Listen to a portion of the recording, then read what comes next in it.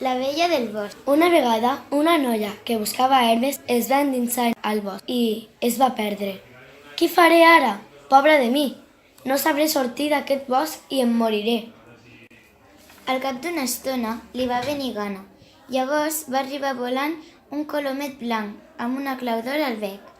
Veus aquell arbre que té un pany?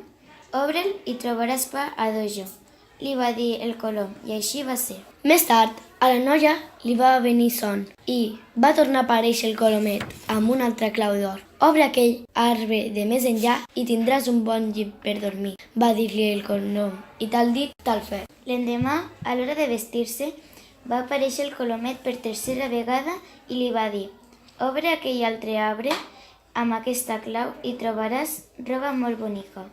I així va anar passant el temps, fins que un dia el colom li va demanar: faries una cosa per mi? Ja hi pots comptar, li va respondre la noia. Et portaré a una caseta.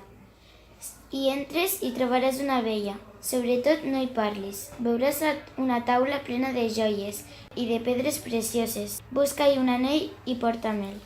Sense dir ni piu, la noia va fer el que li havia demanat el colom, però l'anell no hi era. Aleshores va veure com la vella agafava una gàbia amb un ocell i del seu bec penjava l'anell que buscava.